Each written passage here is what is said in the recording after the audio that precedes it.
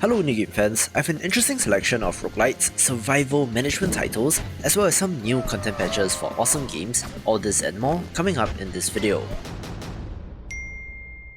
Let's begin with Donut Arena, an action roguelite that puts you in the midst of gladiatorial combat.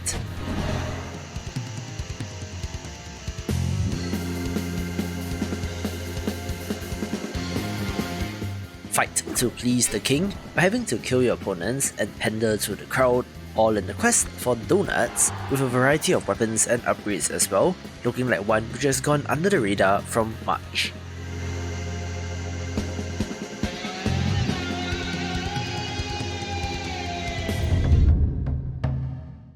The developer of Baby Goat Billy did reach out to me, and since I do like roguelite deck builders, I thought I'll try to help by showing this off.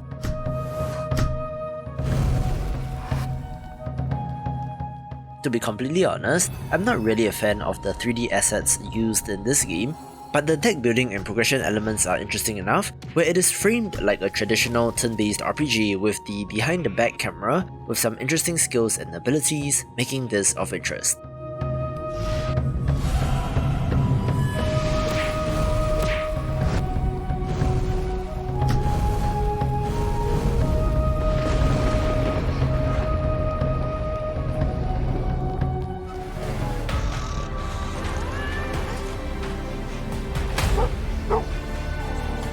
Our first management title of interest is Sheltered 2, which released the Pets and Pests update, adding these elements to this post-apocalyptic survival game. Imagine running Fallout Shelter but less cartoony and more grimdark, and you get the idea, where this expands upon the ideas of the original from 2016. This adds pet dogs, cats and chickens, and unfortunately plague-carrying rats as well, adding another layer to this title.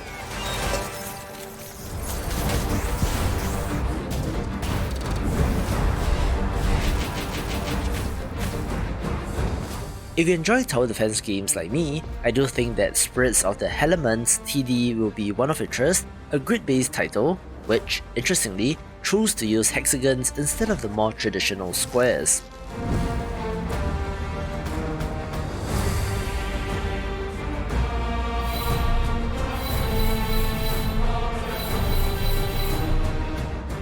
This does really bring me back, giving me vibes of tower defense custom maps in Warcraft 3, but of course somewhat polished and modernized for the current era, so if you love this subgenre, do pick this up.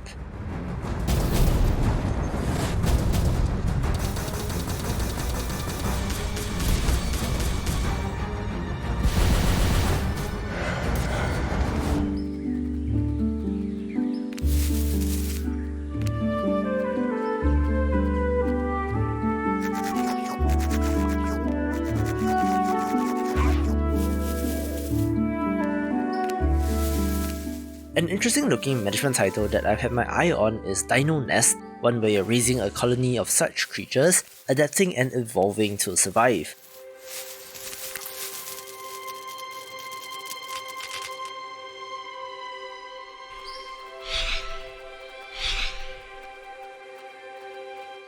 The art style is not the best, and it's almost comically cartoony, but the underlying management systems do seem interesting, since in addition to the basic requirements of food, shelter and water, you're able to explore and even take on other dinos.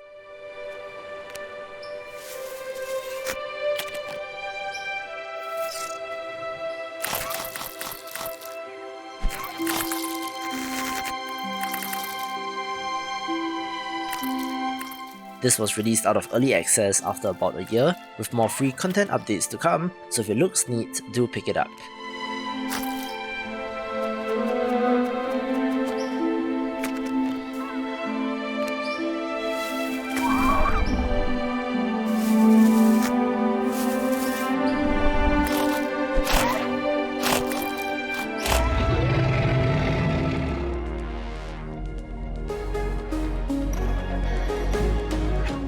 A wonderful city builder title is Per Aspera, having you colonizing and terraforming Mars, where this latest DLC, titled Blue Mars, literally allows you to turn the red planet blue.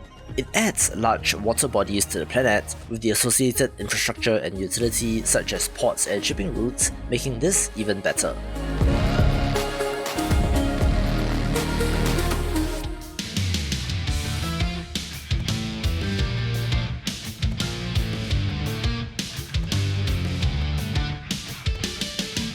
Some of you might not know this, but ever since the release and subsequent popularity of Squid Game on Netflix, there have been a number of games copying that exact concept to various degrees of success, most of which are just horrible junk cobbled together from Unity assets, which I have filtered out for you, but it was a matter of time before someone eventually got it right, and such is the case with Bounty Game.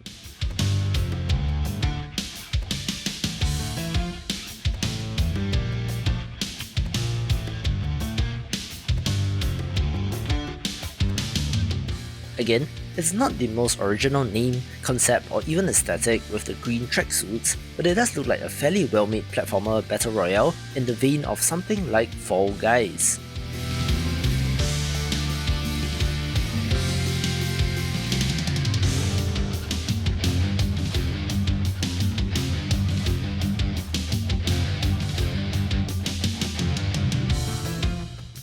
My concern with this is the player population, where games can host up to 50 players at a time, but with it peaking at about 200 players as of recording, this is a concern, so let's see if they manage to get some momentum.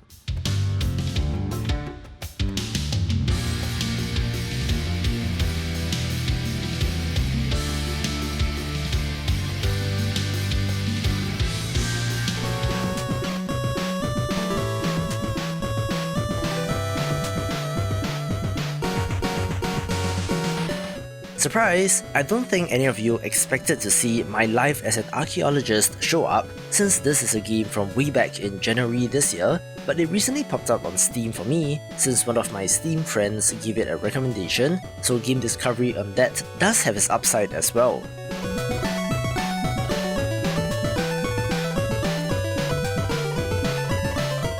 This is a roguelite clicker title with simple but effective pixel art, reminding me of You Must Build a Boat, where your adventurer moves forward, fighting monsters and seeking treasure.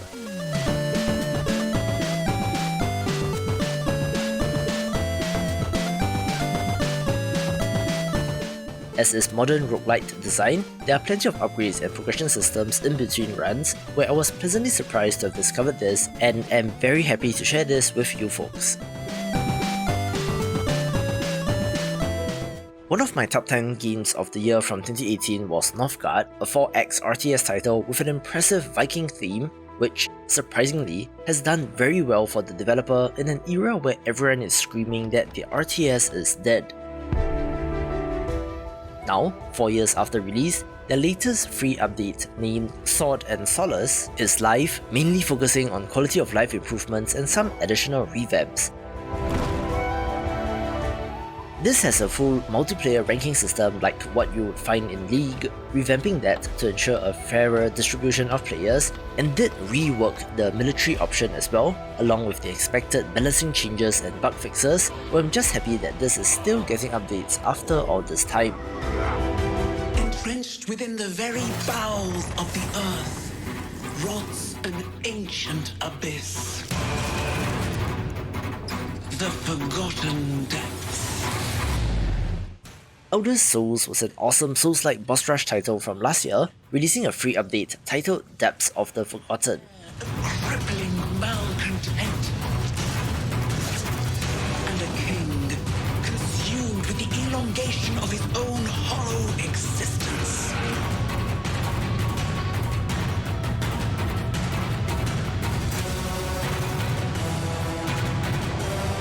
For the deepest depths are calling. A free update that adds one new region, 3 new bosses, as well as more weapons, abilities and lore is amazing, so this takes the number 1 spot. For more Souls-like titles, watch these videos and I will see you after the jump.